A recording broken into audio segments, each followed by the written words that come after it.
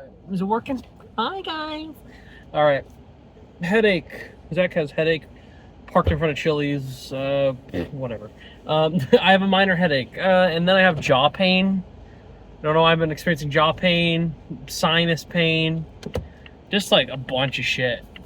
Life sucks right now, you know what I'm saying? So I saw a movie about how life kind of sucks. And that's called Your Monster, starring Melissa Barrera. I think his name is Tommy Dewey. He was just in the Saturday Night Live movie. He played like one of the head writers, and I thought he was funny in that movie. And it was cool to see him again in another movie, a completely different movie, very opposite tone. I mean, yes, still comedy in a sense, and from what I heard, Your Monster is based on a true-ish story, because that's what they put at the beginning. I don't know what part of it was true. Maybe just the breakup element and the acting element. I don't know. I don't know.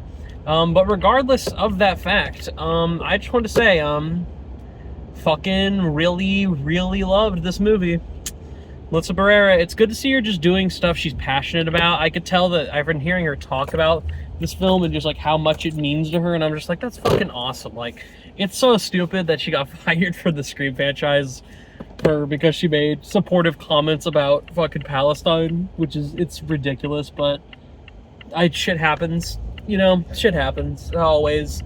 Fucking studios. So, you know, we might not finish that story up in Scream, which is my favorite franchise, but we'll see. I'm, like, interested in where that goes. But as for Melissa Barrera, she's just been killing it. She had Abigail this year, which didn't do amazing at the box office, but I think anyone of the critics were pretty high on it. They enjoyed it.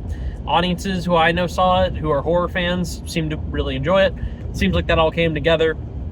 And the film I've been hearing about since January, I believe this played at Sundance? It played something in January. And I heard a lot of buzz about Your Monster, which is a film basically about this woman who just went through an intense breakup with her playwriting, musical writing, directing boyfriend, because she's suffering from cancer, and he's like, I can't support you anymore. He just fucking abandons her because he's like, I gotta have stuff in time for me. He's a narcissistic kind of dick. So she's like crying at home and raging, and then suddenly she goes upstairs because she was banging, and when you know it, there's a monster in her closet that's kind of meant to look like a wolf man, but rather than acting more like a wolf man, he just talks like a normal kind of hippie chill dude who's just like, what's up? That's just the monster, and she just keeps calling him monster. So I found this movie to be delightful. It's a good breakup movie, possibly about the negative and good ways of handling a breakup, especially if you're a person going through a very specific type of trauma, like, you know, having cancer, having no family or friends left around you. Feels like nobody is supporting you, and you're just completely down all the time. And it's this character who just has something within herself, you know, and that's the monster. The monster is sort of, the thing that works about this is the monster is like a genuine entity, a person that she falls in love with, sort of in a Beauty and the Beast story way. But also the monster is a reflection of her anger, and when she needs to just come out of her fucking shell of being sad and not having faith in herself and just completely let it out. And then, well, they make a decision with the final act, and I'll say I was on this like being like, that's a pretty good message. This is pretty fun.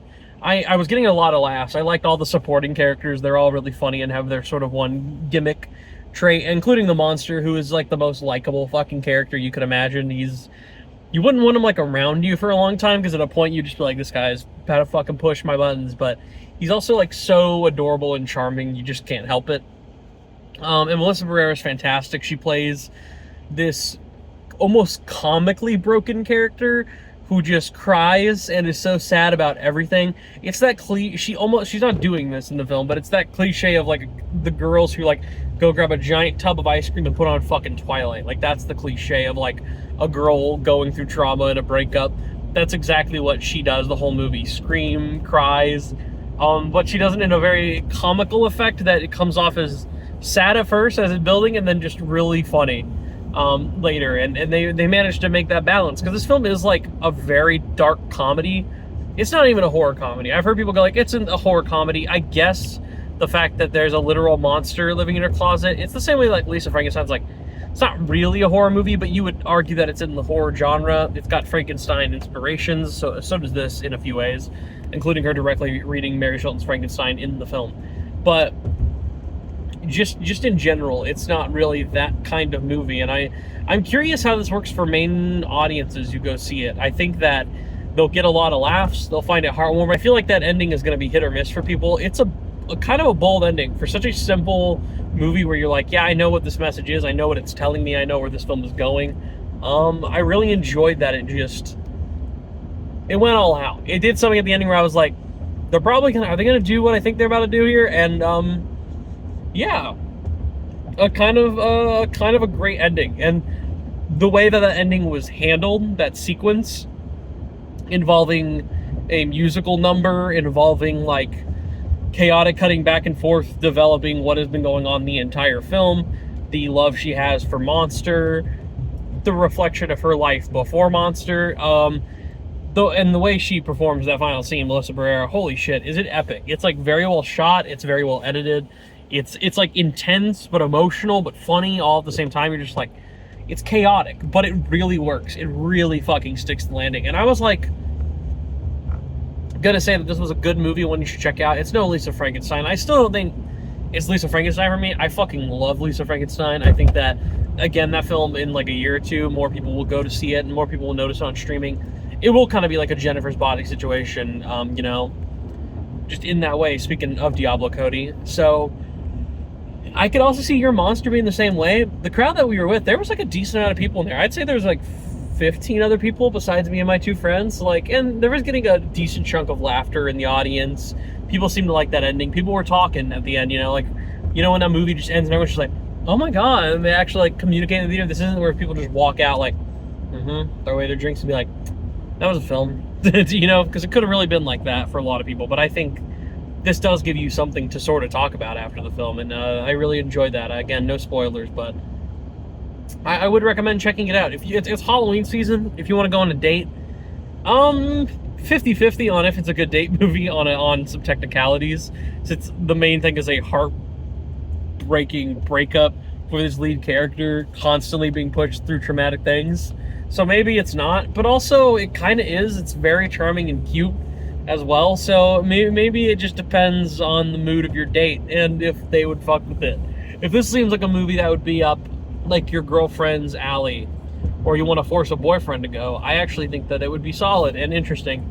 The experimental choice of a movie rather than, it fits. If you were like, I want a romantic movie, but I want a movie that doesn't like hold back and kind of doesn't give a fuck, but also it's a comedy and it's also kind of horror-esque themed and has Halloween technically in it. There's a Halloween party little sequence in this movie. So, for Halloween time, we're fucking edging right there. It's October, 26 right now? We're about to be in like 40 minutes at least. We're right there on Halloween. This could be a good film to go check out on a Halloween night.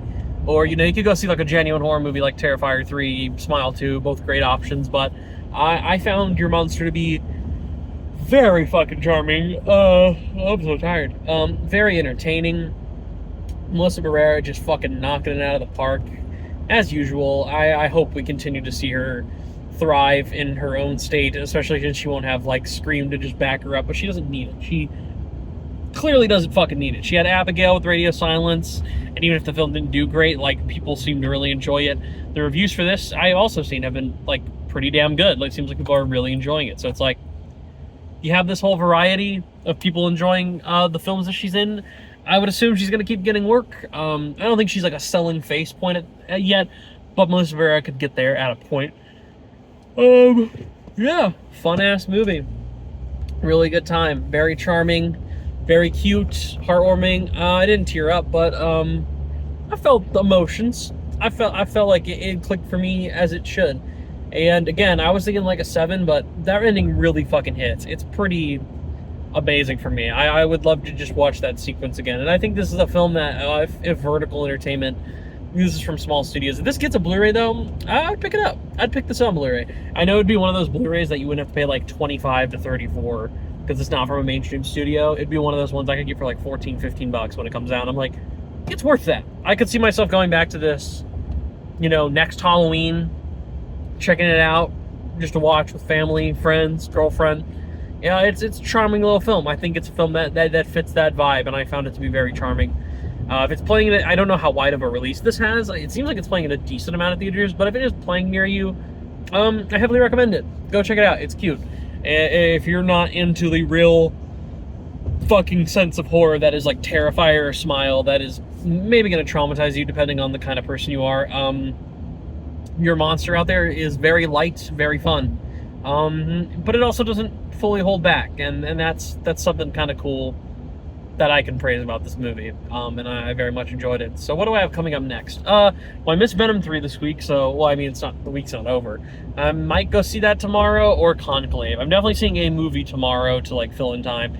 Then Sunday, I have Dismember the Alamo, which I'm finally going to do a video on. I haven't done it the first 2 years, but I want to talk about what I saw there, because it's so much fun. And after I leave the theater, I log it on Letterboxd, and then I go like, holy shit, these movies were, like, not really good movies. It's the kind of, Dismember the Alamo, at least near me, is like hand-picked stuff. Sometimes it's 35mm, sometimes they screen it in VHS, sometimes it's a new 4K remaster. It depends on the quality they'll play it. It's all different formats and shit. It's really cool. It's like hand-picked titles by these 3 guys, and they always pick 4 or 5 titles that you just won't expect. It's shit like Tammy and the T-Rex, Primal Rage, Bug, Flesh Eater. It's shit like that. So it's a really fun time to experience, because usually there's never a movie I've seen. I think the only movie I had seen prior of the 2 years I went was Phantom of the Mall, Eric's Revenge. And I saw that when I was like exhausted, and it was like the TV cut of it. So I had never seen like the actual like full film with like full energy as well. And I had a very fun time watching that. So whatever 4 or 5 movies they pick, I would like to discuss them afterwards, because I think I'll have a bit to say. But yeah, hopefully I can see Conclave and Venom. I need to watch Carved, came out at home. I still haven't seen Mr. Crockett. And Woman of the Hour, I need to watch that. I was really looking forward to that. It's been out now for a week, and I fucking have not watched it. I'll hop on it. It's definitely one I've been very interested in seeing, so. And hopefully, yeah, my headache and my jaw pain go away, because it's very annoying. It's slightly uncomforting. I'm like, where the fuck did this come from? And literally, I went to bed, fucking perfectly fine, and now I'm like up and I'm just like, fuck, this shit sucks. I feel just like Melissa Barrera in Your Monster. Anyways, 8 out of 10. Great time. Very, very, very much enjoyed it. I was thinking like a 7 at first, but yeah, I really do think it hits the point where it is. We'll see where it'd be on a rewatch, and when I'm not as tired or in as much pain, but fuck yeah. Cool movie. Do I have anything else to say? I suppose not. I guess that's it. I'll see y'all for either Conclave, Venom, Woman of the Hour, or Dismember the Alamo, whichever comes first, but I'll be having videos on them. See ya. What's up?